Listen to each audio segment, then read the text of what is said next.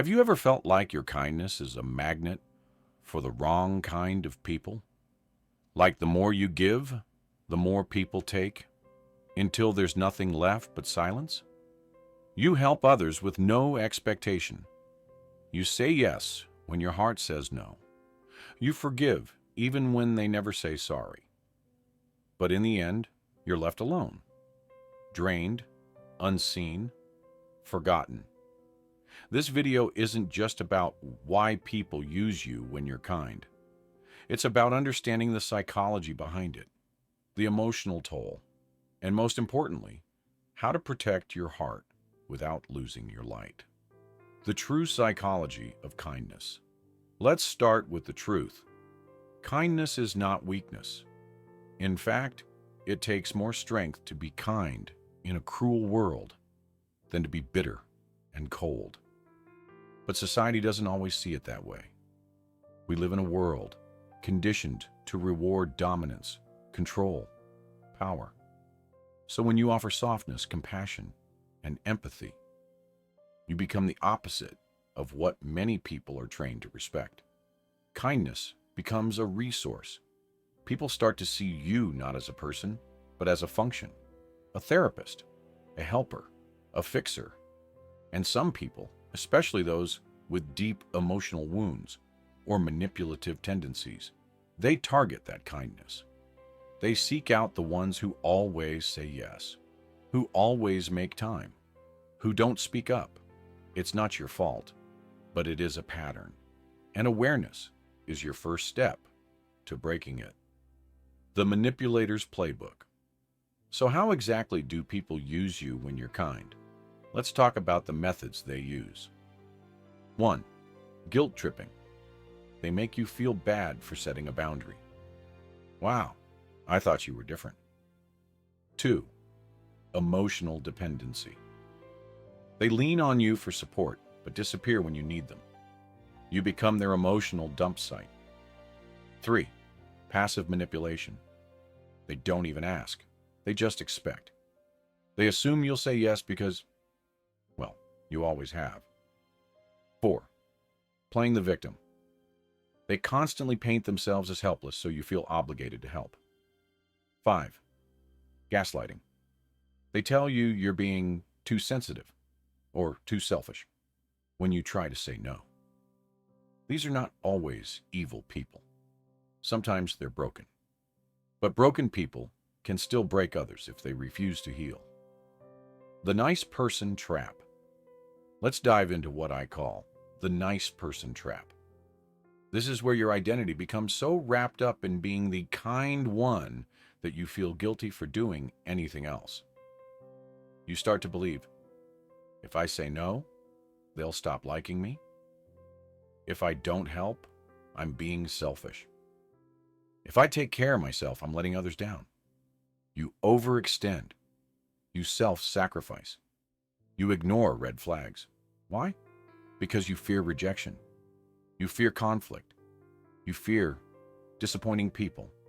And so you keep giving and giving and giving until there's nothing left for yourself. But here's the thing. People-pleasing is not the same as kindness. True kindness includes yourself too. If your kindness is destroying you, it's not kindness anymore. It's self-betrayal. The emotional cost of being used. Let's talk about what it actually feels like to be used for your kindness. You start to feel invisible, not because you don't matter, but because you've trained everyone to think you don't need anything. You become the strong one, the resilient one, the always okay one. And guess what? No one checks in on the strong one. No one notices when you're breaking. You cry alone. You vent in silence. You burn out. That emotional exhaustion is real. The resentment builds. You start to feel like love is conditional, that your worth is tied to what you do for others. And eventually, you either explode or you shut down completely. Neither is healthy. How to be kind without being used. So how do we fix this?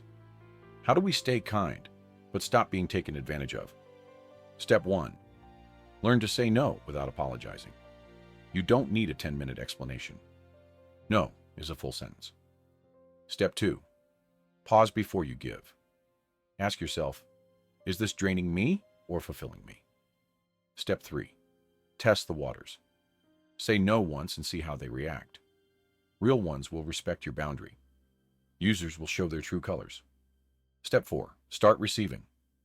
Let people show up for you. If they never do, it tells you everything. Step 5. Stop rescuing everyone. You are not responsible for everyone's healing. You can love people without fixing them. Step 6. Redefine kindness. Kindness isn't about being liked. It's about being true to yourself and others, healing and moving forward. Maybe this video is waking something up in you. Maybe you're realizing how long you've allowed yourself to be used. Maybe it started in childhood, when you were taught to be good and not cause trouble. Maybe you learned that love had to be earned through sacrifice. But it's time to unlearn all of that. You are allowed to be kind and still walk away. You are allowed to be generous and still have boundaries. You are allowed to say enough. This is your healing era. Not bitter, not cold, but wise. You're not changing who you are. You're protecting who you are. You're no longer giving people the pen to write your story. You're holding the pen now, and you're writing a new chapter. One where your kindness is valued, not exploited.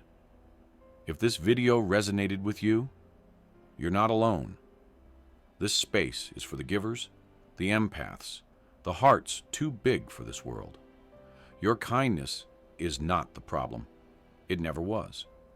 The problem is when you give it to people who only know how to take. So protect your peace. Love yourself enough to choose you. And never apologize for having a kind heart. Just make sure it beats for you too. Be kind, but never to the point of self-destruction.